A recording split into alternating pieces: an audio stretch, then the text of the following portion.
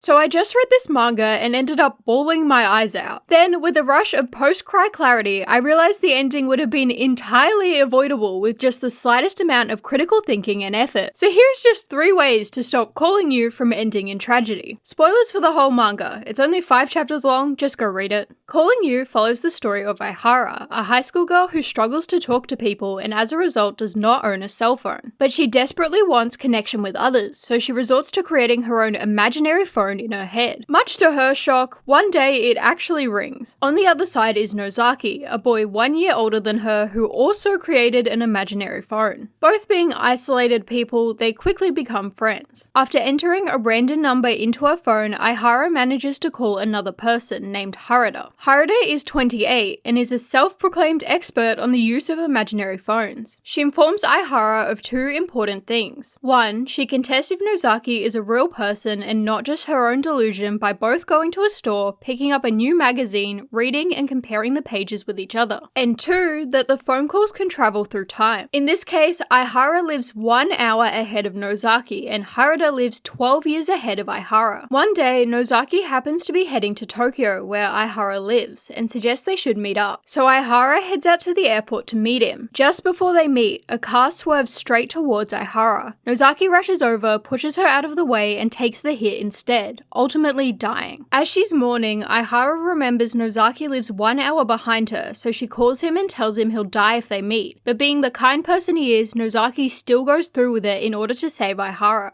Tragic ending, right? Well, here's the absolutely stupid part. Turns out Harada is actually Ihara from the future. Yep, she knew exactly what was going to happen and did nothing about it. Literally any form of interference from Harada would have saved this poor kid's life, but she chose to do nothing about it. Which brings me to 3 very simple and obvious ways Harada could have stopped Nozaki from dying. Solution 1. Just fucking warn Ihara? I know I'm stating the obvious here, but Harada didn't even try to do something so basic. She had ample opportunity to tell Ihara. They called each other multiple times. Maybe she forgot the date of the accident. It was 12 years ago. First of all, no, she clearly doesn't, but even if she did somehow forget the date of the most tragic event in her life, Ihara tells her exactly when they plan to meet. She is fully aware of what is going to happen and when. All Harada has to do here is open her mouth and speak. Tell Ihara not to meet him, that he'll die that day, to be careful and change their plans. But she just doesn't. And we are never even told her logic as to why she doesn't do it. My best guess would be that because her past self tried to warn Nozaki immediately after he died, she thinks it's impossible to save him, so she doesn't even bother trying. But the circumstances of her past self and her now are very, very different. Ihara only lived 1 hour ahead of Nozaki. By the time his death had been confirmed and she worked out what to do, her of 1 hour ago was already in the path of the car. One of them was guaranteed to die there. Ihara if she never tried to stop him, or Nozaki going to save her. Harada had months before the accident where she could have said something to prevent it. If she told Ihara what would happen, Ihara could have just avoided the car, and there would be no need for Nozaki to die saving her because she never would have been in danger in the first place. This seems like the most obvious answer to me, but maybe there's some other reason why Harada didn't do it. Maybe she was worried about messing up the space-time continuum and didn't want to try directly changing the past. In that case, solution 2. Do not pick up the phone. This also seems pretty obvious, but again, the kid still died, so here we are. Harada is the one who told Ihara the method of checking if Nozaki is a real person or not. She's the one who encouraged them to talk. She's the one who allowed them to end up in the accident. So what if she just never did any of that? From her past, Harada knows the phone calls with the older woman influenced a lot of her decisions. When she gets to the age she is in the series and realizes that older woman is really her, all she would have to do to change something is simply not answer the phone call when it comes. I would argue that this method is significantly less fucky with the timeliney than answering the call and talking with her past self like she does in the series, while still allowing for her to do something different than she did in the past, possibly changing the future and preventing Nozaki's death. And this aligns with her reasoning of not bothering to warn Ihara because she already tried and failed to warn Nozaki in the past. Not interfering would have saved him. She might not have been able to do it in the past, but she has a second opportunity to try it right now. Except she needs to fully commit to not interfering by never picking up and not half-ass it like she does in the series. I'll admit, this plan isn't exactly flawless. Yes, you're taking out some of the variables that led to Nozaki's death by not interacting with Aihara at all, but you're not exactly completely stopping anything either. They could work out another way to check if they're both real. They could continue to talk, decide to meet up, and get caught in the accident all the same. And what's worse is you'd have no way of monitoring the situation without talking to Aihara. This is basically leaving it up to fate, much the same way as Harada so frustratingly did in the series. But do not worry, I have a foolproof idea. Solution 3. Bully your past self. Okay, that doesn't sound great, but hear me out. Harada can't directly warn Aihara for fear of messing up time, but doing nothing leaves room for the accident to occur in the exact same way. So how can she interfere without breaking the laws of time? Make Aihara think she's crazy, that she's talking to the voices in her head, that Nozaki is not a real person. Harada is Aihara. She knows exactly what she was thinking back then, what her insecurities were. She just needs to prey on them. Pretend to be a self-deprecating, weird and scary voice in her head. Tell her that she's gone so crazy from a lack of human connection she's become delusional and has started hallucinating. Convince her by making fun of things only she would know. Ideally, Harada manages to convince Aihara she's crazy and that Nozaki is not a real person. They never meet up, lives saved. There's also the chance that Nozaki gets sick or scared of talking to someone who really thinks he isn't real and just stops calling her himself. But even if she doesn't manage that, this still works. What Harada needs to do is instill so much paranoia into Aihara that she won't believe Nozaki is a real person unless they physically meet each other.